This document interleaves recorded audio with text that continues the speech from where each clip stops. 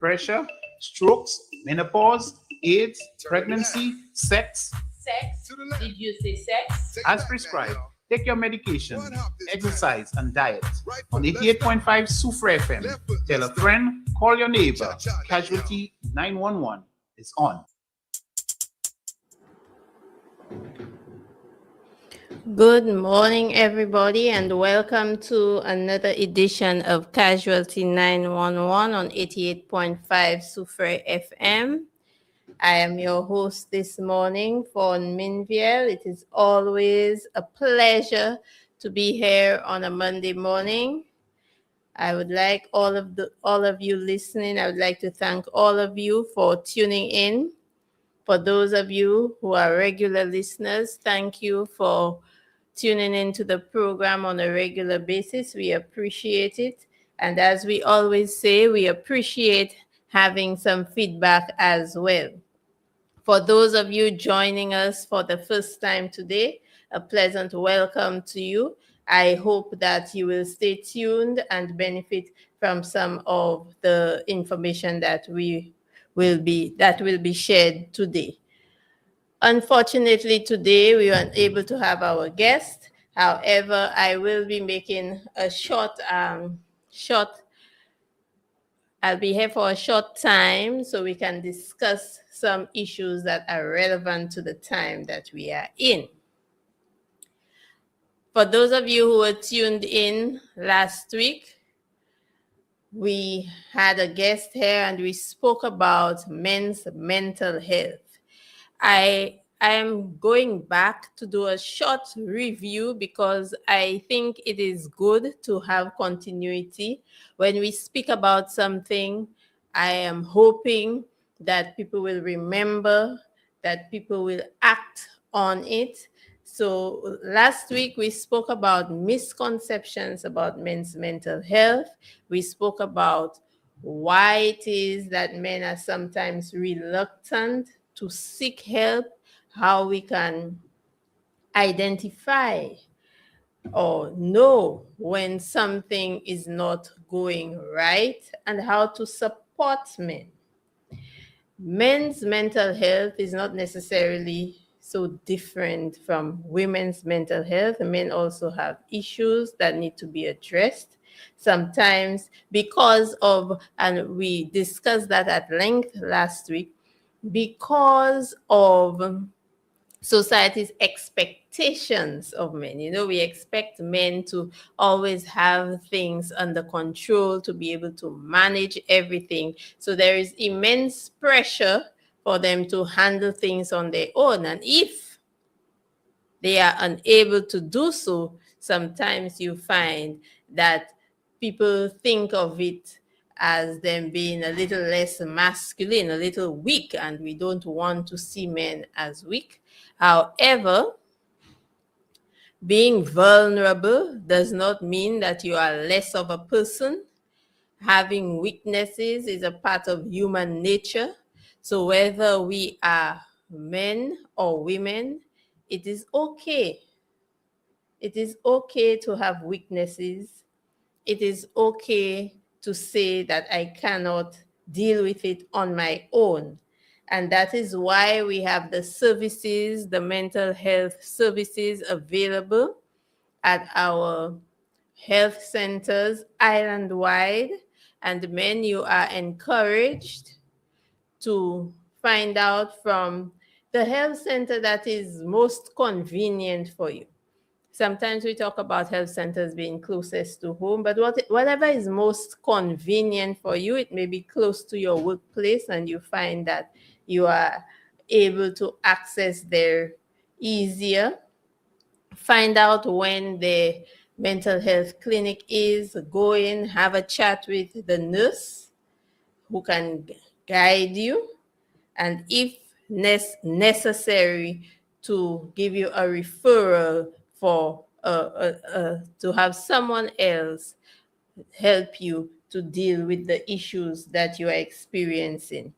And as family, as friends, we play a key role in supporting men in terms of helping them to identify when something is wrong. It could be a change in behavior, those or changes in the moods and so on that we have noticed, and you realize that something may be up, and to support them. Sometimes it means providing information that could help them to deal with the issue. Sometimes it means just taking a little pressure off. But whatever it is, let us try to be each other's keepers. So just a little reminder that men's mental health is important. Men, you are also responsible for taking that step. So don't wait for the madam to do it for you. You know, sometimes because of the thoughts that you're having, because of the way you're feeling, you know that something is up. There's nothing wrong with needing a little help. So take that step for yourself to ensure that you have everything under control. So this morning, we will be speaking briefly about a couple of things. We are winding down the month of June. Today is the 29th of June. I would like to wish all fishers out there who are predominantly male, mostly men. So all the fisher folk out there, wish you a happy feast. I hope that you will take some time for yourself to relax, to enjoy, and to not put too much pressure on yourselves today. Happy feast to you. This month, we also observed Blood Donor Day. However, the awareness has been going on for the entire month, and it should be the entire year. But since we are winding down the month, I would just like to remind everyone out there that blood donation is very important. We need blood donation for so many different issues. And as I think about blood donation as having, a bank account. So if we are at the hospital and the blood bank is at the hospital, if nobody puts blood into the bank, when there is an emergency, when we talk about financial health, we always talk about having an emergency fund. You have something put aside in the event that something that you need some money quickly. So if we need blood quickly and there's nothing in the bank, that means that everybody is going to suffer. Sometimes we have those emergencies. We have road traffic accidents. We have people needing blood because they have been involved in violent altercations. We have people who are going to give birth. They're pregnant. They're about to give birth. And sometimes we know that pregnancy can be quite a complicated state to be in. So sometimes people go in to have a baby and things don't work out as planned or as they should, and there may be a need for blood. We have people going in for surgeries. There are so many different reasons why people would need blood. So the bank we need to have a fat account at the hospital. And the only way that we can have that fat account at the hospital is if we as ordinary citizens go in and donate, to give the blood without being asked, without it being for a family member and so on. Just make that account fat so that anytime it's needed, we can access it as necessary. So that is for blood donation, not only for the month of June. Yes, we are winding down the month, but not only for the month of June.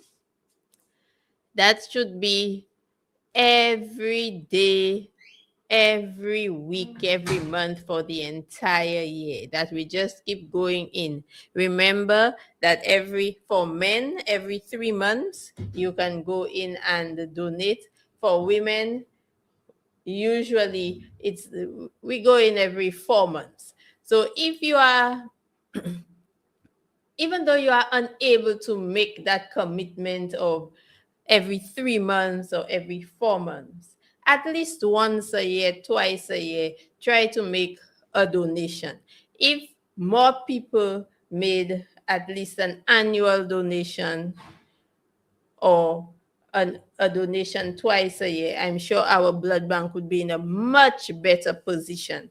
So take that into consideration. Think about it. If you are already a donor, encourage others to donate voluntarily, so that we would see less of those posters out there requesting blood when people are in dire need of blood.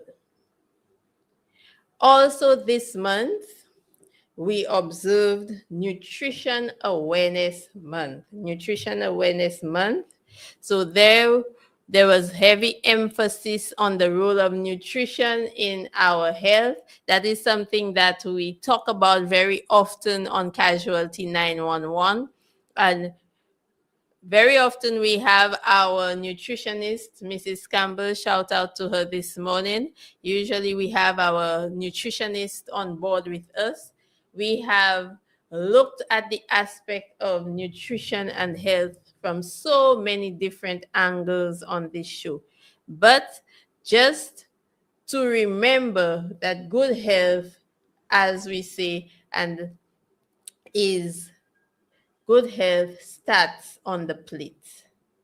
So, in as much as everything else is important, exercise is important, hydration, drinking enough water is important, having good coping mechanisms for stress, dealing with stress in a positive way is important, getting enough sleep is important. However, what we eat and the amount we eat is key. It is the central point of our health. So when we talk about what we should be eating, I'm just going to, throw out a few little nuggets of information that have been shared. We actually had the closing of Nutrition Awareness Month last week. But as I said about blood donation, even though the observance was for 1 month, it does not mean that once the month is over, that we no longer have to pay attention to all the information that was shared and not put it into practice. We have to continue to act on that information to make those lifestyle changes. It's difficult, particularly when we already have bad habits. And some of us do have bad habits. We like what we like, and it's very difficult to make the switch. However, sometimes, when we find ourselves in a situation where we go to a doctor and the doctor says, okay, you need to cut out on this or reduce this, we do it. We commit and we do it. But human nature being what it is, if we feel healthy, we think we look good enough, or we have a very low perception of risk in terms of what could possibly happen to us if we continue to eat in the way that we do, then we may not make those changes. However, I would like you to take a look at some of the information that has been out there about nutrition in terms of what we eat and the portions. So when we look at what a healthy plate is, it should be half vegetables, a small portion of our starch or carbohydrates, and to eat as close to natural as possible. So there's nothing wrong with the green figs and the plantains, the dashing, Breadfruit are plenty these days. All of those things. Natural. We also need to include our peas and our beans and the salaison that we like so much. We have to look at how we prepare it and what amount. Sometimes when you buy a meal or when you plate your food at home, we have maybe 4 times the amount of uh, salaison or our food from animals that we should be eating. So you might have 2 big drumsticks. You might have a big portion of pork taking up probably a quarter of the plate or half the plate, when the meat portion should actually be the size of your palm. So I hope all of you are looking at your hands right now. Just open out your hand and look at it and see the size of your palm. So that is the amount of meat we really should be including in our plate. For some people who buy lunch out on a regular basis, sometimes it's very difficult, even though you want to get a healthy meal, it's very difficult to get that type of portion size when you buy a meal. So it really is up to all of us. So for those people who are food vendors, who sell food, maybe you can offer a healthy plate option. There are people who obviously it would be difficult for them to move away from having the rice, the chow mein, the fig salad, and the how many different carbs with just a little bit of salad and the peas. But for those who want to make the change, alongside what is already available, I think it would be great if vendors could offer a healthy plate. So you can have a look at have a look at the information that the Ministry of Health has put out in terms of what a healthy plate looks like, and advertise a healthy plate. You price accordingly. So you would not have to put as much meat.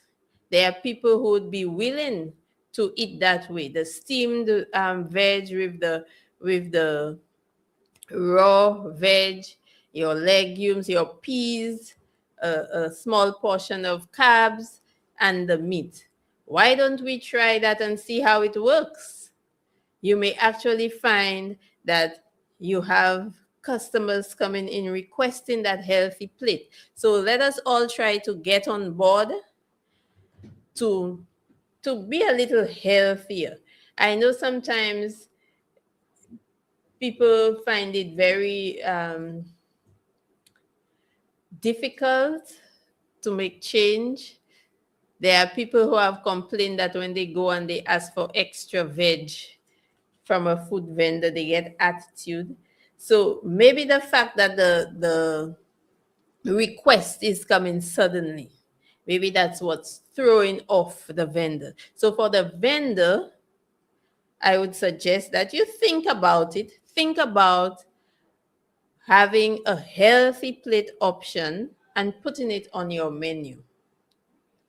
Put it on your menu so that people have that option in the event that they don't want to eat a carbohydrate heavy meal and they want to make that change towards a healthier lifestyle. So I'm just putting that out there as an idea, and I hope that some of you will look into it, try it out, see how it goes.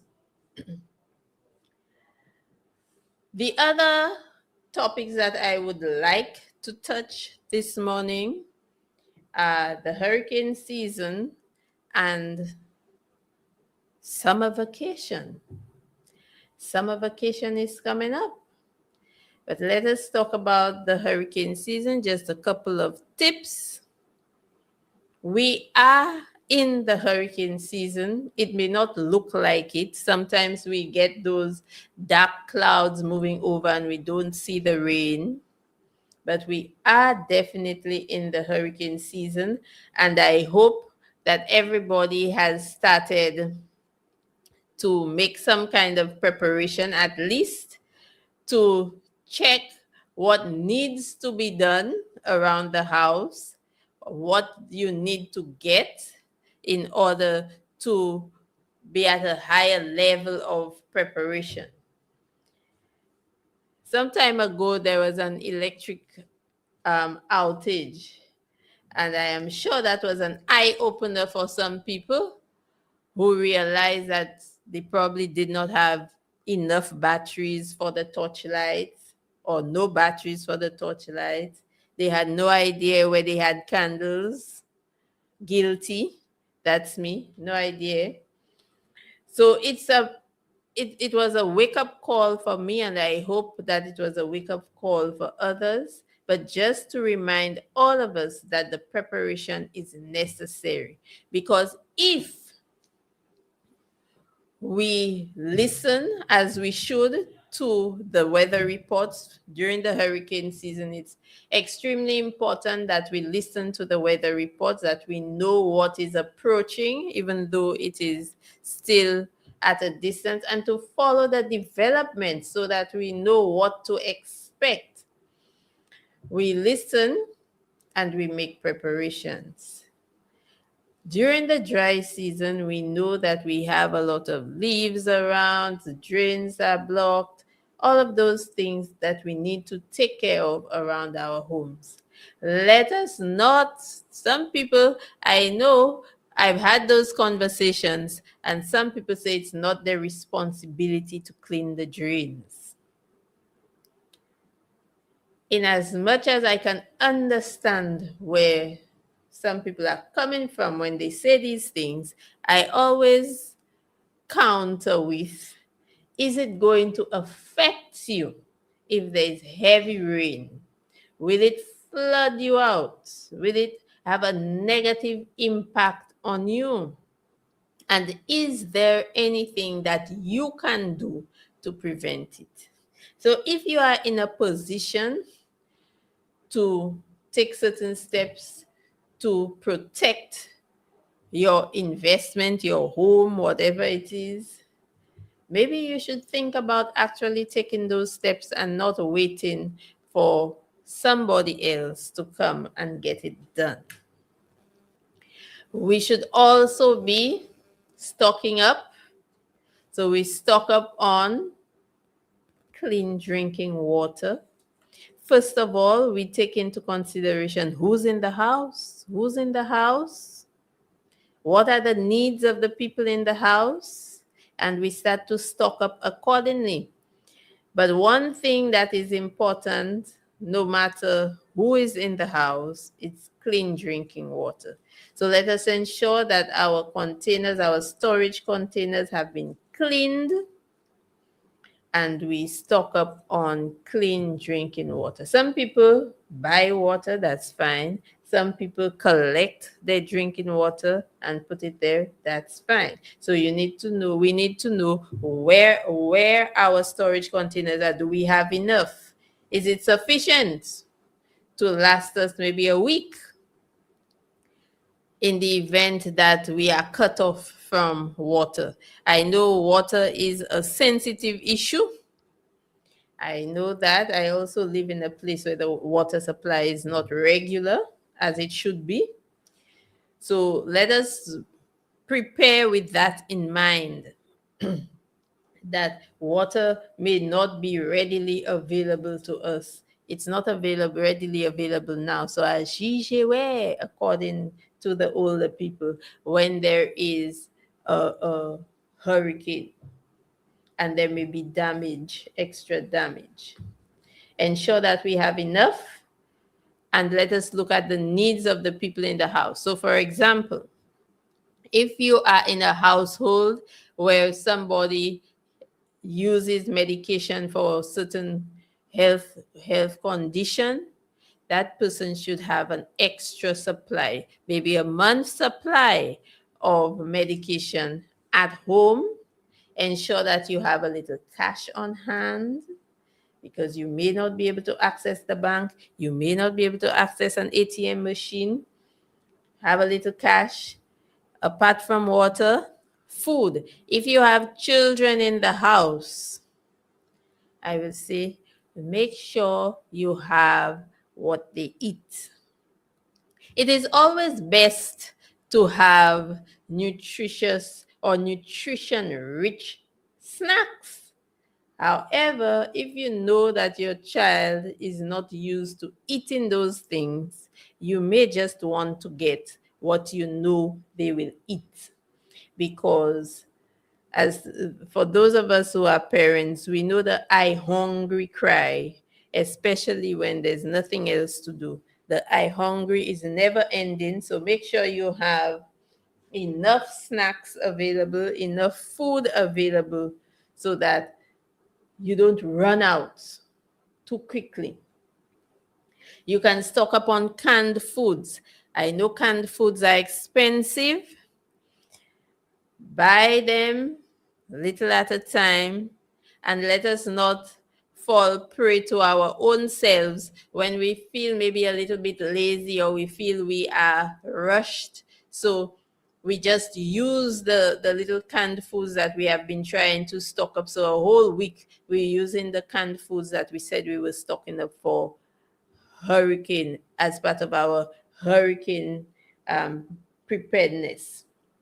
Let us not use it all up and then say that we don't have money to replace. So 2 cans, 1 can at a time, start putting things together. Crackers, dry goods that you can use. Those of you who use nuts and dried fruits, stuff that can be filling, so it will hold you for a little while. And also remember, we also get bored as adults, and sometimes when we are bored, we just eat and eat and eat. So we need to try to practice a little self-control in that regard.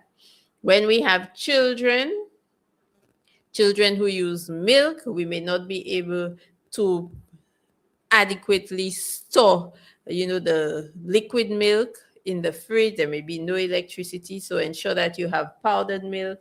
For children babies who are being breastfed during the hurricane season, if we have hurricanes approaching and so on, that may not be the best time to wean them.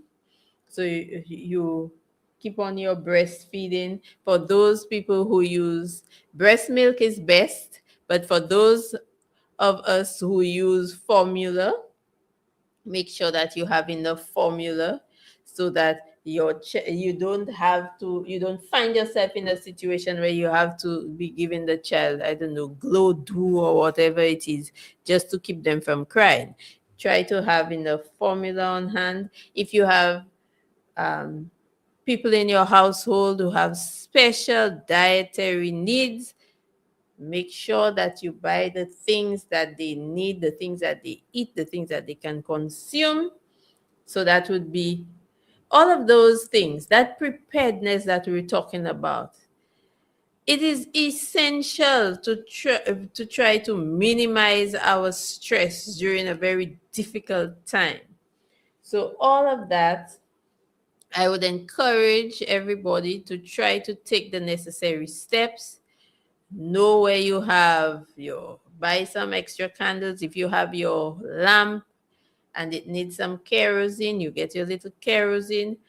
All of that is meant to help you to reduce your stress. So if we're under hurricane watch, we're under hurricane warning, we know what tends to happen. You go to the supermarket, Mizi Moon, a whole load of people inside of there. The lines are so long.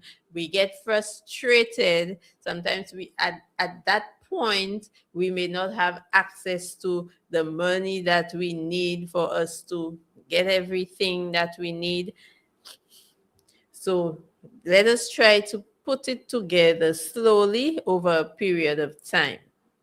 Everything that the people in your household need, the needs we're talking about. So you have a baby still in diapers, make sure you have some diapers. So all of those little things we need to think about. And we also, and I'm sure you'll hear your disaster committees, people on your disaster committees talking about having your little grab and go bag, what to put in there. So listen for the information. I encourage all of you to listen for the information that will be out there or that is already out there. Read the internet has many uses. So I encourage all of you to try to figure out what is necessary in terms of planning for your family, in terms of where you will go if there is a system approaching, or whether you need to move at all. So all of those things, let us think that is part of the planning, to know what is necessary and then to take the necessary steps. So that is it for the hurricane season. Just a few tips, just a little reminder, and we will be doing that constantly because sometimes we forget. We see the blazing sun out there and we forget that we are in the hurricane season. This week, some students are already staying home because exams are done. Parents don't want to dirty the uniform. There's nothing much happening at some schools. So we know that we are winding down and heading towards the summer vacation. Summer vacation, for some people, maybe those of you with preschoolers and children in daycare, your preschool might be open for a period of time during the long summer vacation. For some of you, your schools may be closed.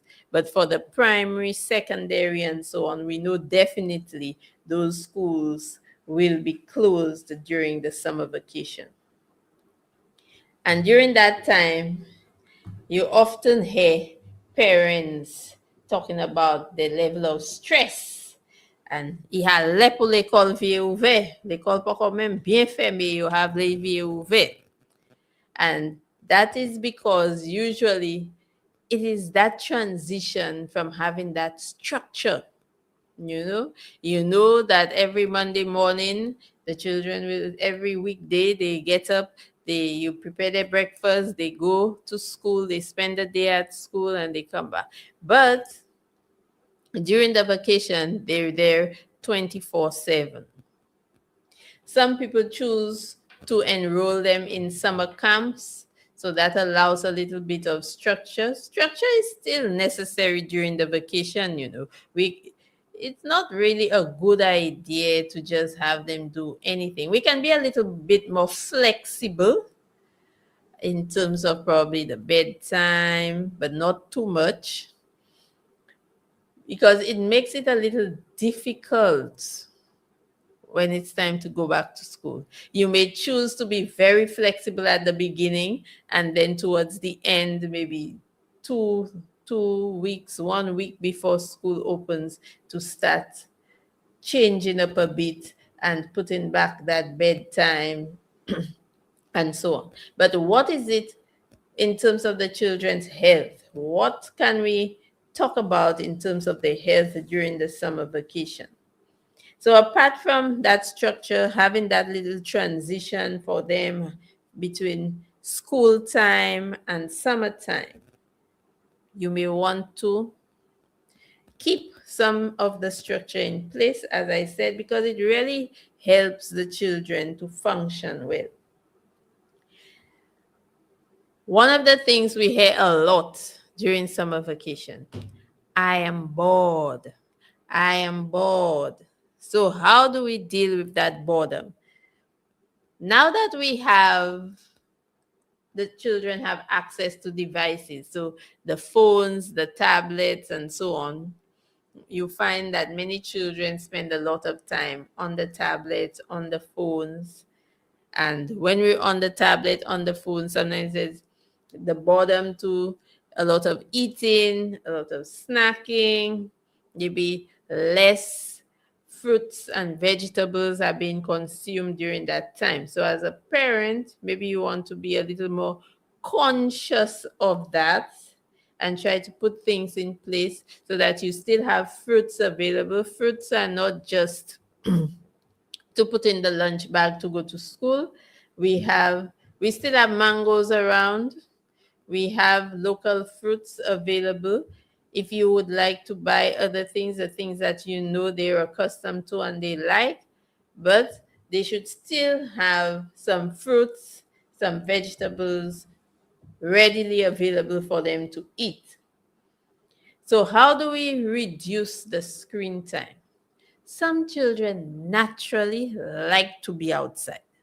So, parents who have children like that, you would not have an issue. Your issue might be that they might be outside, out in the heat, not drinking water or anything. So, you want to ensure that they are hydrated, make them fill their water bottle, put it where they can see it so that while they're out there playing, they know they have to drink water. Those children, fine, they're out there, they're doing stuff. For those who are more indoor children, you may want to find other activities to keep them occupied. You can give them a reading challenge. Sometimes you find that children spend the entire summer vacation and they don't read a book. Give them a reading challenge, reward them when they have achieved the task in terms of reading maybe one book, two books a week, depending on the length of the book at their own level, of course. There are puzzles, engage them in board games. If there are several children in the household, they can play with each other. Adults can join in. When you have some time, there are some parents. I was a little surprised. I was having a conversation with a young lady, and she was saying that she doesn't really take her child out for fun. So if she's going to do her groceries, she's going to shop, she's going to do something, she'll take the child along, but she does not really do anything, like just for leisure, pleasure. And I would encourage parents to take some time. If there's a playground, if there's a swing or something around, we don't have too many of those. Somewhere where you can go and spend some time with the children. Do that. Spend some time with them in the outdoors. You can take a hike. You can visit somewhere. St. Lucia is beautiful. We have so many tourists. I mean, I know that sometimes it's a little cost prohibitive, especially when you have several children and you also have to buy books and uniforms and everything. But at least if you can do 1 or 2 outings during the summer vacation, try to spend a little bit of time with your children. Some parents are so talented. They have so many skills. They can do so many things. They are so creative. Share some of that with your children. Share it. Some of you make beautiful stuff, necklaces, you do art, you do everything, you do stuff like that. Let your children be part of it. It does not always mean that you have to go out somewhere. Some of you have talents and skill and creativity that can be used at home. Okay? So I'm just encouraging you to try to help the children to reduce on the screen time. And if they are going to have screen time, try to manage at least some of it. At least some of it. Because we don't want them to be exposed to things that are inappropriate for their age. I mean, we all know that probably what you would allow a 5-year-old to watch is not what a 14 and 15-year-old. You would not allow a 5-year-old to view some of the things that a 14 and a 15-year-old would view. Pay attention to what apps they are using, pay attention to who they are communicating with, all of that during the summer vacation. For some people, your only option is to take them to a family member's house or a friend's house. Be very mindful. You may know that person very well. The person may be your good friend, but you have to be aware. Ask yourself questions. Ask yourself who might be visiting that household, who may not be safe, a safe individual for your child.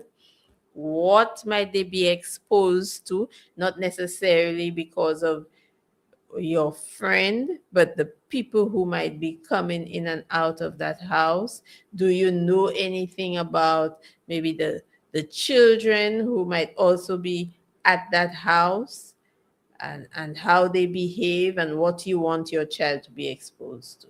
So I'm just putting that out there because we know that sometimes children are exposed to things. It can have an impact on them, both on their physical and mental health.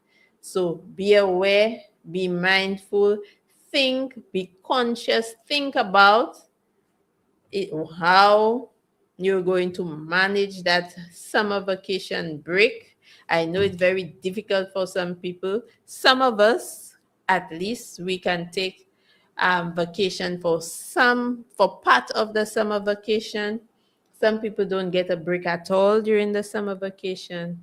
So planning is important, and let us see how we can keep our children safe and healthy throughout the summer break, and then for them to go into the school environment ready, ready.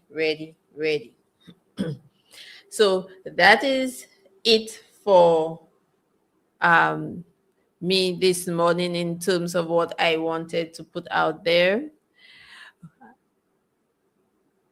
Next week, we are expecting a guest, and I would like you to tune in. It's very important that we are aware of what's happening in our community and so on. We have a lot of activities happening during this period of time. We have so many fetes, we have carnivals, community carnival, national carnival, we have calypso, we have Carnival Queen Show. I would like to congratulate Miss Modest on her win at the Soufrière Carnival Queen. I am sure all of the contestants gave their best effort, and I would like to encourage all of you to continue to do your best at everything that you take up, everything, wherever you are, wherever you go. Just continue to do your best. Wishing all of you the best in your future endeavors.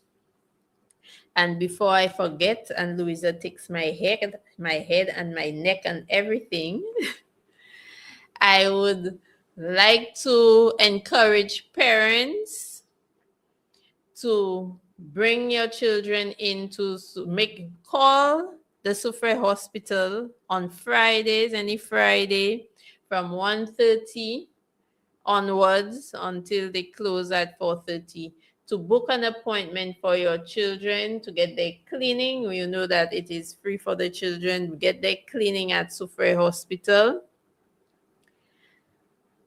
One of the issues in terms of making the appointment, the people who are running the clinic are not always available to answer the phone during working hours, Monday to Thursday.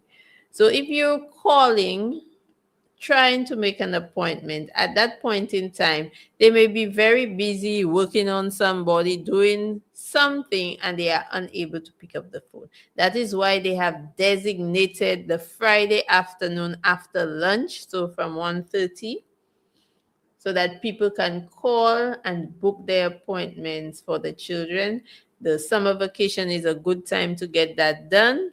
I know some of you might prefer to do it later on, but whenever you choose to do it, just know that you call 468-7609, 468-7609 for the Soufriere Hospital Dental Clinic to book your appointments for the children to get their cleaning.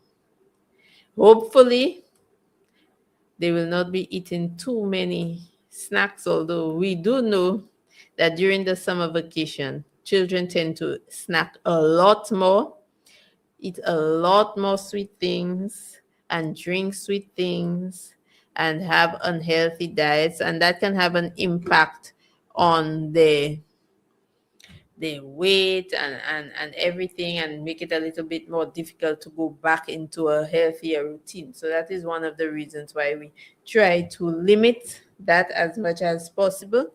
But as parents, I know sometimes it's difficult. So I just encourage you to do your best. Do your best, try your best, and hopefully everything will work out. So just a reminder that the dental clinic is there. It's available to the children. Make those appointments. And to end, I was talking about all the events. We know that there are a lot of issues that we need to talk about in terms of the drinking and the risks that are out there. So those issues will be dealt with in upcoming shows during this season of Carnival. So I encourage all of you to tune in to 88.5 Soufriere FM Monday mornings at 10 a.m. so that we can continue our discussions, health-related discussions. Thank you for tuning in today, and we look forward to you tuning in next week, same time, same place. Thank you for joining us. My name, and it feels like